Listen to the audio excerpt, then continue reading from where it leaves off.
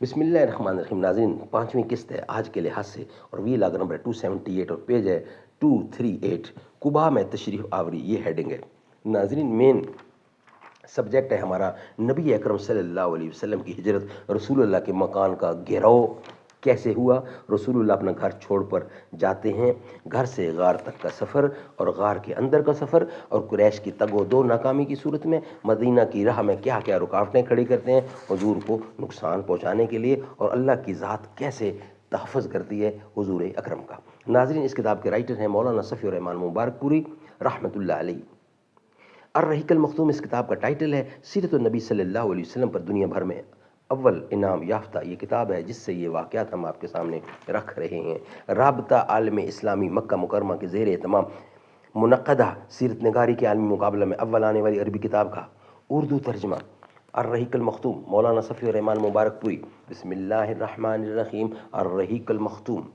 یسقون من رحیق مختوم، یہ لوگ سرے بمہر شراب پلائے جائیں گے. بسم اللہ الرحمن الرحیم. وَإِن تُطِيعُوهُ تَهْتَدُوا، اور اگر اس کی فرما برداری کرو گے تو راہ پاؤ گے.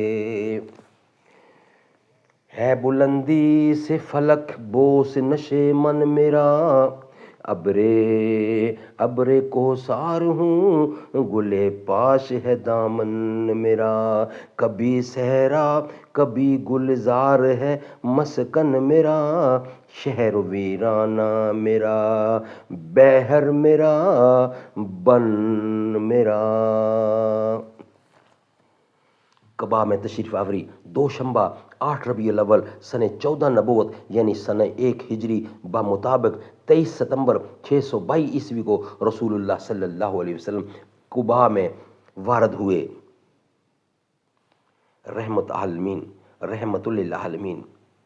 کتاب کا نام ہے، جلد اول ہے، صفحہ 102 پر. اس دن نبی اکرم کی عمر بغیر کسی کمی بیشی کے ٹھیک 53 سال ہوئی تھی، اور جو لوگ آپ کی نبوت کا آغاز 9 ربیع الاول سنہ 41 عام الفیل سے مانتے ہیں، ان کے قول کے مطابق آپ کی نبوت پر ٹھیک 13 سال پورے ہوئے تھے. البتہ جو لوگ آپ کی نبوت کا آغاز رمضان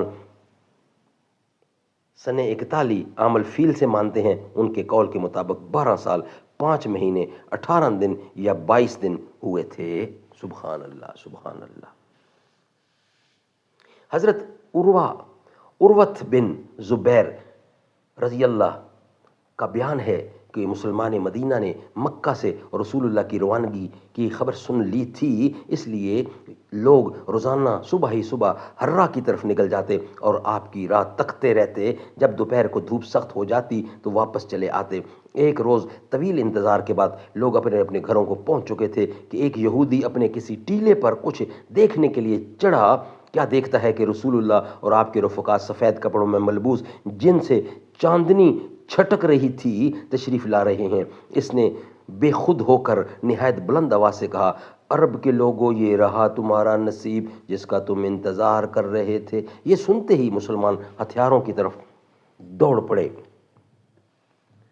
اور ہتھیار سج دھج کر استقبال کے لیے امڑ پڑے. ابن قیم کہتے ہیں کہ اس کے ساتھ ہی بنی عمر بن عوف ساکنان قباء میں شور بلند ہوا اور تکبیر سنی گئی. مسلمان آپ کی آمد کی خوشی میں نعرہ تکبیر بلند کرتے ہوئے استقبال کے لیے نکل پڑے. پھر آپ سے مل کر تحیہ نبوت پیش کیا اور گرد و پیش پروانوں کی طرح جمع ہو گئے. اس وقت آپ پر سکینت چھائی ہوئی تھی اور یہ وحی نازل ہو رہی تھی. فَإِنَّ اللَّهَ هُوَ مَوْلَاهُ وَجِبْرِيلُ وَصَالِحُ الْمُؤْمِنِينَ وَالْمُؤْمِنَاتِ وَالْمُؤْمِنِينَ وَالْمَلَائِكَةُ بَعْدَ ذَلِكَ ظَہِيرًا. 66 صورت ہے، 4 آیت ہے. اللہ آپ کا مولا ہے اور جبرائیل علیہ السلام اور صالح مومنین بھی، اور اس کے بعد فرشتے آپ کے مددگار ہیں. سبحان اللہ سبحان اللہ. ناظرین، اس کے بعد انشاءاللہ ہم آپ کے سامنے رکھیں گے کچھ حصہ حضرت عروہ بن زبیر رضی اللہ کا بیان.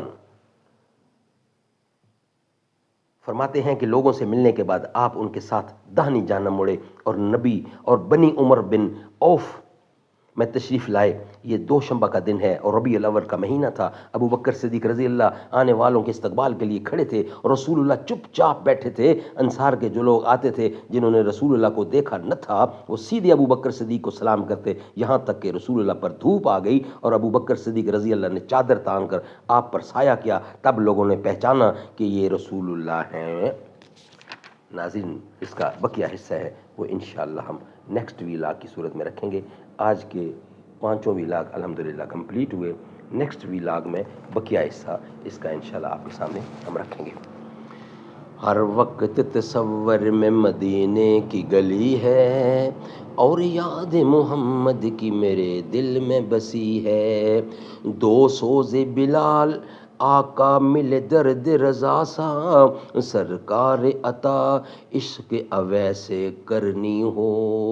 اے کاش میں بن جاؤں مدینے کا مسافر، پھر روتی ہوئی طیبہ کو بہارات چلی ہو۔ اے کاش مدینے میں مجھے موت یوں آئے، قدموں پہ تیرے سر ہو میری روح چلی ہو۔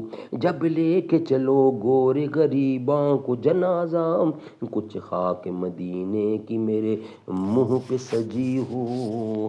ہر وقت تصور میں مدینے کی گلی ہو۔